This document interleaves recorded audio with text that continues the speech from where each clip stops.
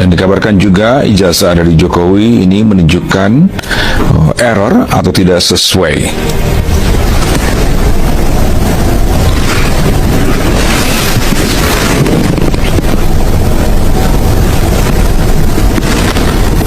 Baik, pemirsa, sementara itu hari ini sekali lagi dalam gelar perkara khusus kasus dugaan ijazah palsu Presiden ke-7 Republik Indonesia Joko Widodo.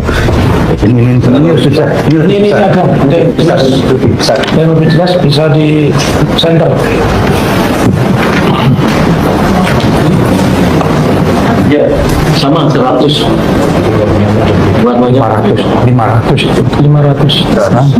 Salah sama 100 ya. Warnanya beda ya. Salahnya Nilainya berapa itu? 100. Kalau yang Sama-sama 100. sama-sama. Satu warnanya kemarin Sabun 500. Itu nggak akan membuktikan ijazahnya asli atau palsu kok. Itu hanya syahwat aja yang mau mengejar kami untuk kami itu ditersangkakan dengan kasus pencemaran nama baik atau fitnah. Itu aja, nggak akan membuktikan ijazah. Makanya ijazah itu harus dibuktikan di tempat lain. Contohnya kemarin juga udah ada sidang baru kemarin di Solo, ya, yang kemudian digugat. Gugatan baru lagi ya, Mas? Gugatan baru lagi, nanti akan banyak gugatan dan ini akan menunjukkan ketidakpercayaan terhadap ijazah yang memang palsu itu, ya 99,9% itu makin banyak dan itulah memang sudah keniscayaan masyarakat. Ya, pertama saya ingin mengucapkan kata-kata merdeka. Bahwa pada hari ini sebagaimana yang dijanjikan oleh Bapak Jokowi, beliau akan menunjukkan ketika ada undangan pengadilan dan pengadilan sudah mengundang untuk hadir. Ada berita yang sangat menggembirakan bagi kami. Yang pertama, yang seperti yang disampaikan tadi oleh tim kuasa hukumnya yang diketuai Pak JB Irfan, mengatakan hanya satu bukti. Satu bukti itu saya berikan, saya tekankan adalah kopi dari file scan. Jadi bukan kopi dari kopi, tapi kopi dari file scan laporan polisi kepada 9 terlapor, ya. Nah, itu yang pertama.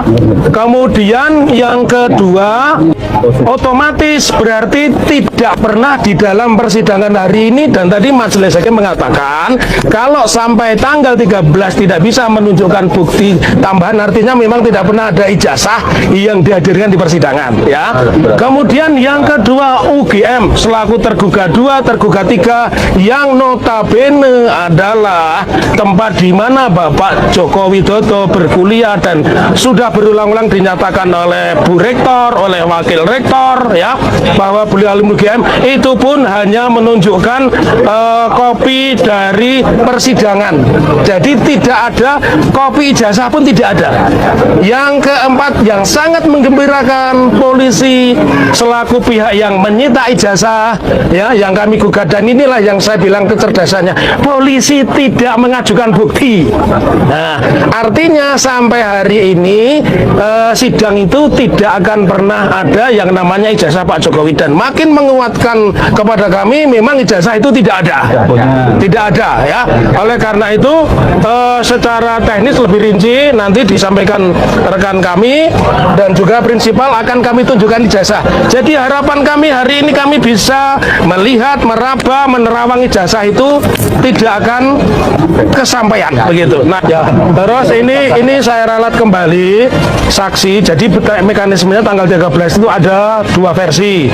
Dari pihak tergugat diberikan kesempatan untuk menunjukkan ijazah. Kemudian dari kami diberikan kesempatan menghadirkan saksi, dan saksinya kami ralat. Yang pertama adalah Pak Rujito yang memegang ijazah asli UGM Fakultas Kehutanan 1985. Jadi kami ralat, bukan Pak Insinyur KPH Bagas. Kemudian yang kedua adalah Komjen Purnawirawan Ugrosino. Jadi 2 itu sesuai permintaan, dan kami sangat bersyukur luar biasa. Permintaan saya yang terakhir dari kami selaku ketua tim, nanti disambung rekan-rekan yang lain. Dengan persidangan ini saya berharap perkara terhadap Profesor Dr. Tifa Salpadila dihentikan. Karena pengadilan perdata sebagaimana yang dimaksudkan oleh mantan Ketua Komisi Mahkamah Konstitusi Profesor Mahfud tidak pernah ada di sini. Kemudian yang kedua yang disampaikan oleh Ketua Mahkamah Konstitusi yang pertama ya, bahwa itu juga tidak pernah ada, karenanya tidak ada pidana. Bagaimana mungkin kalau perdatanya saja tidak pernah ada pembuktian, pembantahan, kalau di sini ada ijazahnya Pak Jokowi dan asli, saya sepakat mereka tersangka. Kalau hari ini tidak pernah ada ya, oleh karenanya juga mendasarkan pada pernyataan Ketua Mahkamah Konstitusi bahwa pengadilan perdata adalah pembuktian yang paling kuat, karenanya tidak ada alasan untuk mentersangkakan, dan saya berharap itu untuk dihentikan perkara itu. Saya kira untuk pembelajaran kita memang lebih baik diputuskan di pengadilan akan lebih baik untuk pembelajaran kita semuanya. Dan Bapak juga pernah berjanji kalau sampai ke pengadilan, ijazahnya Bapak akan tunjukkan di sana di pengadilan. Ya, itu forum yang paling baik untuk menunjukkan ijazah asli saya dari SD, SMP, SMA, universitas semuanya, dan saya bawa. Sebagai tindak lanjut di dalam persidangan perkara perdata nomor 211 mengenai gugatan CLS yang disidangkan pada tanggal 23 kemarin, yang pada pokoknya sesuai agenda yang telah dijadwalkan hari ini kami bertemu dengan Bapak Jokowi dalam rangka koordinasi dan konsultasi mengenai persiapan adanya pembuktian yang akan kami ajukan di persidangan setelah jadwal yang telah ditentukan oleh majelis hakim. Jangan percaya kalau dia akan hadir. Enggak akan. Itu pernyataannya adalah pernyataan politik, bukan pernyataan hukum. Yang menjadi persoalan, dia lebih memilih panggung politik untuk menempatkan posisinya ketimbang hadir di panggung hukum yang berpotensi menguras legitimasinya. Dan ketika menghadapi pertanyaan jaksa, pertanyaan hakim, pertanyaan pengacara, orang akan membaca kualitas orang ini nantinya. Itu dia hindari. Karena itu dia nggak pernah berani kan wawancara model-model seperti ini. Kalau belum disetting seperti ini kan, saya hanya diberitahu temanya soal ini. Tapi kalau ini detail, bahkan ada prom yang tinggal dia baca. Tapi kalau di pengadilan kan nggak bisa seperti itu. Jadi betul-betul dia menghindari proses hukum. Ada arti konspiratif di sini. Dia sedang memperhatikan kalkulasi komunikasi politik. Karena itu Jokowi akan memaksimalkan panggung politik yang cenderung menguntungkan dia dan juga meminimalkan eksposur dari sisi hukum, karena ini arena yang tidak terkendali. Lihatlah di TV-TV bagaimana kemudian dalam tanda petik pendukung-pendukungnya tidak masuk ke dalam substansi tapi menyerang personal orang. Makanya betul-betul dia hindari. Ijazah dikejar karena penersangkaan saya sampai nanti persidangan saya itu nggak akan membuktikan ijazahnya asli atau palsu. Itu hanya syahwat aja yang mau mengejar kami untuk kami itu ditersangkakan dengan kasus pencemaran nama baik atau fitnah. Itu aja, nggak akan membuktikan ijazah. Makanya ijazah itu harus dibuktikan di tempat lain. Contohnya kemarin juga udah ada sidang baru kemarin di Solo, ya, yang kemudian digugat oleh Mas Sigit. Ini gugatan baru lagi ya, Mas? Gugatan baru lagi, nanti akan banyak gugatan, dan ini akan menunjukkan ketidakpercayaan terhadap ijazah yang memang palsu itu, ya 99,9% itu makin banyak, dan itulah memang sudah keniscayaan masyarakat. Hakim beri perintah tegas, saya mau ijazah, bukan fotokopi. Saya hakim tak mau disogok muang. Yang saya cari cuma satu, kejujuran. Selamat bertemu kembali seluruh pendengar setia kami di seluruh pelosok Nusantara. Dimanapun Anda berada, ingat selalu satu nama, Menyala News. Suara yang tidak berkuasa, tidak pernah diam di hadapan, dan selalu menyampaikan fakta apa selengkap-lengkapnya. Saudara sekalian, hari ini kembali mencatat lembaran emas keadilan Indonesia. Terjadi momen yang seluruh orang yang hadir tertegun, terharu dan merasa bangga. Buah perjas dan lantang oleh olah-olah menjadi suara seluruh rakyat Indonesia. Saat itu, pengacara hukum dari pihak Joko Widodo berusaha menyerahkan kertas-kertas dan salinan dokumen. Berharap itu sudah cukup untuk memuaskan pengadilan. Mereka berpikir seperti di masa-masa lalu, cukup tunjukkan salinan, berikan tanda tangan, lalu semua dianggap sah dan bebas. Tapi mereka salah. Zaman hukum sudah berjalan lurus, tanpa ragu, tanpa takut, dan tanpa memberi celah sedikit pun. Hakim berdiri tegak, natap tajam ke dan dengan suara yang menggema ke seluruh ruang. Hentikan! Yang saya minta, saya tidak mau fotokopi, saya tidak mau salinan, saya tidak mau tiruan. Yang saya butuhkan hanya satu, ijazah asli. Dokumen yang keluar langsung dari kantor Universitas Gadjah, dokumen yang ditandatangani oleh pejabat yang berwenang, dokumen yang asli, bukan yang dibuat, bukan yang dipalsukan.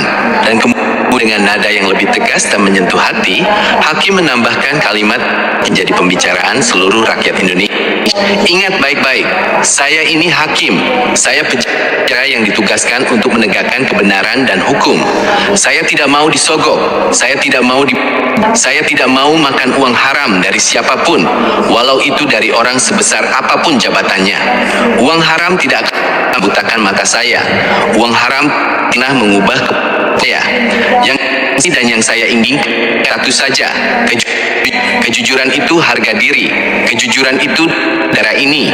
Jika kalian menunjukkan ijazah aslinya, arti kalian sendiri mengakui dokumen itu tidak ada, dokumen itu palsu, dan semua yang dilakukan selama ini adalah kebohongan besar.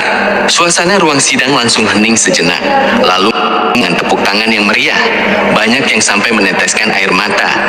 Akhirnya, di negeri ini lahir penegak hukum yang berani, tidak bisa dan yang hanya memiliki kebenaran. Bagaimana momen bersejarah ini saja yang terjadi sebelum dan sesudah pernyataan keras hakim itu, reaksi pihak lawan dan reaksi seluruh rakyat Indonesia.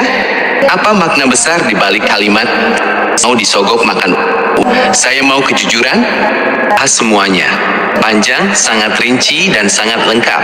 Tidak ada yang disembunyikan. Selama 18 menit ke depan ini hanya di news 3 lewat jam 7 lewat 20. Kronologi lengkap, momen ketika kebenaran ditegakkan.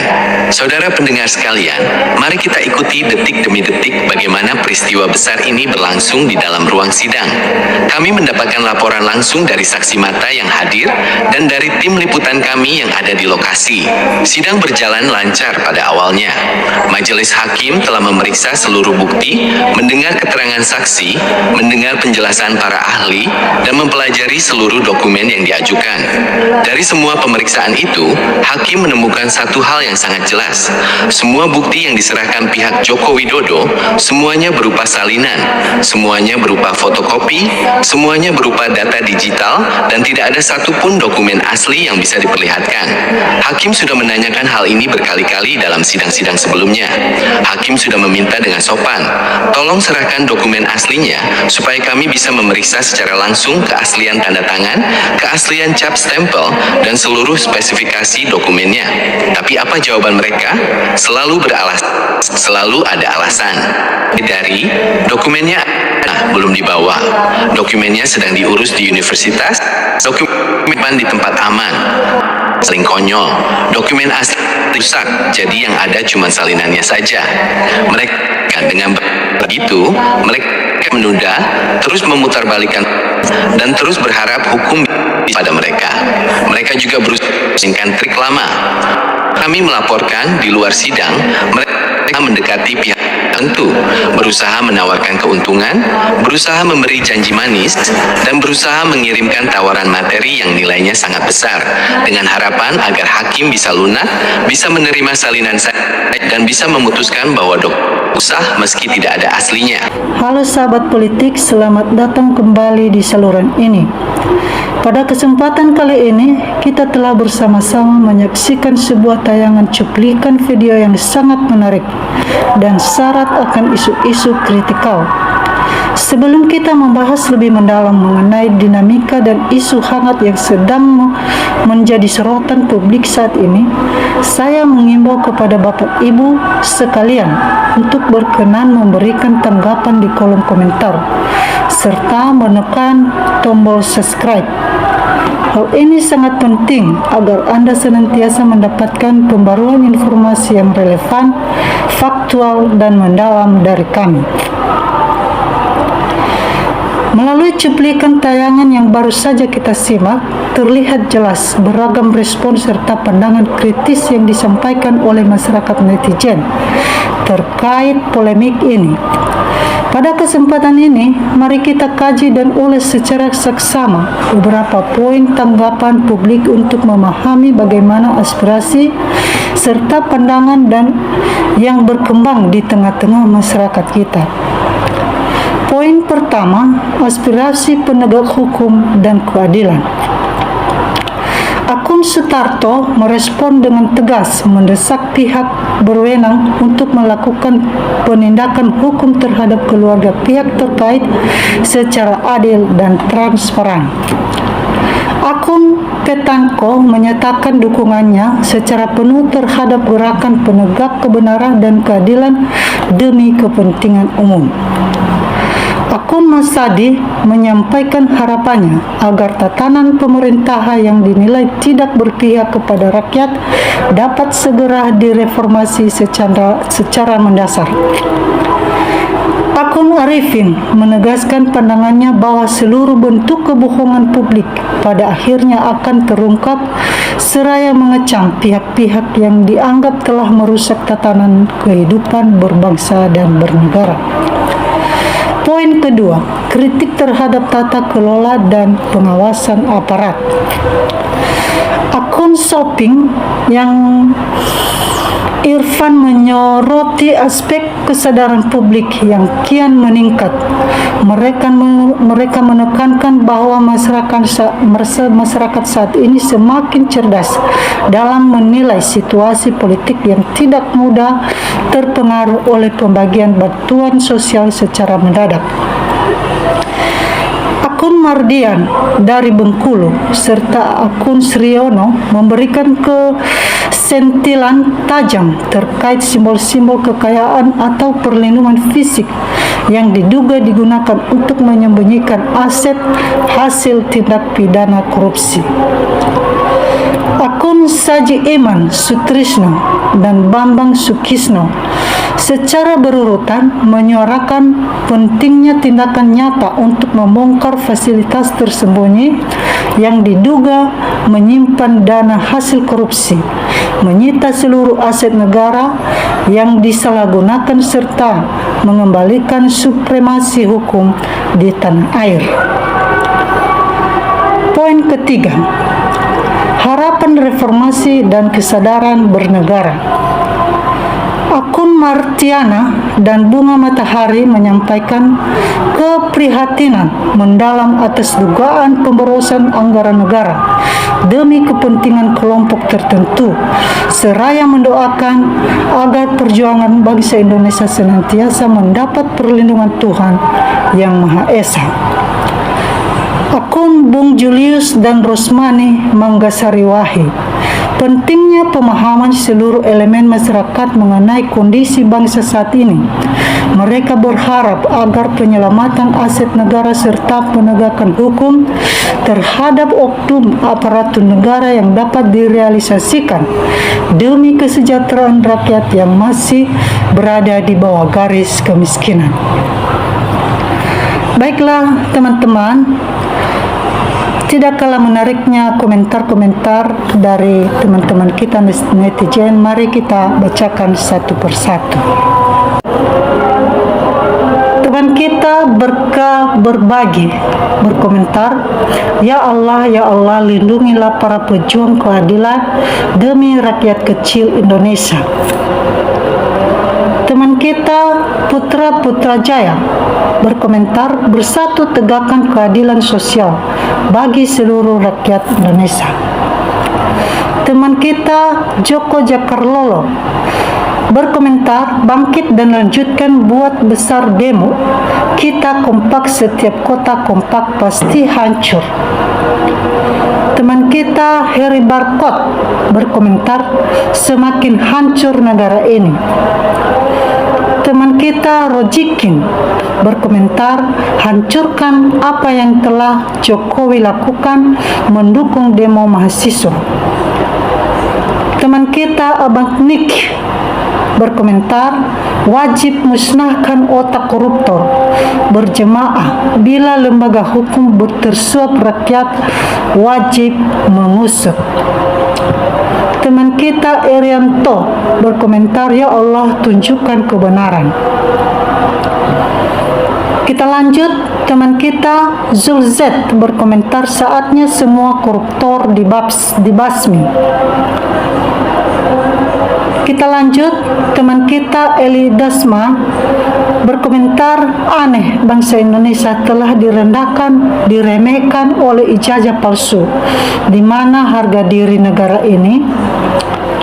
Teman kita Fatima Sahzarwah berkomentar, mantap bos, duitnya di bunker. Teman kita Sri Tuti berkomentar, sabar ada batasnya, biar paham seperti apa kondisi rakyat saat ini. Teman kita Soeharto berkomentar, yuk bergerak sekarang, rakyat untuk kemajuan negara. Kita lanjut, teman kita Beban Timo berkomentar, kezaliman tidak mengalahkan kebenaran, pasti hancur. Teman kita Pak Sugeng berkomentar, cari gergaji besi. Teman kita Ngepsguek berkomentar, waduh rupanya Jokowi sudah persiapannya rupanya, wah sadar diri aja, akui aja apa adanya. Teman kita Ade Rahmat berkomentar, tangkap saja. Teman kita Rahel Justosoid berkomentar, sudah nyerah sama rakyat. Teman kita Kusumen berkomentar, Allahu Akbar. Teman kita Tono Dumartono berkomentar, rakyat Solo marah karena dizolimi JKW. Teman kita Johari berkomentar, alhamdulillah. Teman kita Hartom Sumberber berkomentar, Prabowo tidak berani mengambil keputusan karena dia hanya macam sirkus. Teman kita Nurma Basi berkomentar, semoga pejuang dilindungi Allah, selanjutnya perjuangan ini akan berlangsung secara damai. Teman kita Rahardin berkomentar, rakyat harus bersatu karena yang dipakai keluarga itu uangnya rakyat, jadi kita harus menghancurkan rumahnya. Teman kita Rini Halwil berkomentar, hancurkan para dajjal dan kroninya, termul adili Joko Widodo dan kroni-kroninya. Teman kita Yevina berkomentar, kegelapan habis terang terbit. Teman kita Supreman berkomentar, kalau aparat tak patut hukum, rakyat juga melanggar hukum. Teman kita Rusmini berkomentar, Jokowi tidak pantas terima uang pensiun dari rakyat. Geledah rumahnya pasti banyak harta karun di sana. Teman kita Pini Helman berkomentar, maju terus demi negeri kita. Teman kita Andeung Manizara berkomentar, hajar dengan eksavator aja biar cepat terbuka pagar tersebut. Teman kita Bambang Dipresetio berkomentar, alhamdulillah jika Joko Widodo benar-benar didemo, kalau bisa seret sampai mulutnya sekalian nggak bisa ngomong soal ijazah. Teman kita Ilham Masih Nojo berkomentar, buka bunkernya, kalau aja ada duitnya ambil bagian-bagian, hancurkan semuanya. Teman kita Mau Naun berkomentar, wih mantap banget tuh, oke so hip dan tidak kasihan. Teman kita Masa Jutnya berkomentar, perjuangan kebenaran semoga sukses dan lancar, seret Jokowi perusak bangsa. Teman kita Nursid Gultom berkomentar akhirnya terjadi juga. Teman kita Koko Wiharsono berkomentar turunkan Prabowo. Teman kita Darso B berkomentar susah amat sih ngadilin orang satu ini. Teman kita Warwoyono berkomentar lawan semua bentuk kezoliman. Teman kita Muadin Cacat berkomentar setuju banget. Teman kita Bang Dodidoni berkomentar lanjut terus generasiku. Teman kita Prapisnono berkomentar hancurkan. Teman kita Saflia berkomentar lindungi mereka ya Allah. Teman kita Siti Warsida berkomentar sehat selalu pejuang bangsa. Teman kita Wula-Wulayan berkomentar yang luar biasa. Seorang mantan pejabat seharusnya punya moralitas yang tinggi, apalagi seorang mantan presiden. Teman kita Pak Tartanan berkomentar, betul, berefort terus biar kapok. Teman kita Seven Liombing berkomentar, panggil tukang las, semprot pakai api, putus itu pagar itu. Teman kita Anang Sandroni berkomentar, satu cara merubah kebiadaban Jokowi saat jadi presiden adalah dengan revolusi adili Jokowi. Dialah yang membawa bangsat negara ini. Teman kita Adrotet berkomentar, mantap lanjut. Teman kita Yusman berkomentar, terima kasih rekan pejuang yang sangat saya apresiasi. Perjuangan teman-teman semoga dilindungi Allah SWT. Doa kami selalu menyertaimu. Demikianlah pendapat daripada teman-teman kita netizen. Dan teman-teman netizen semuanya, mari kita kawal terus politik negara kita ini supaya menjadi negara yang paling baik dan benar-benar negara demokrasi. Salam NKRI harga mati.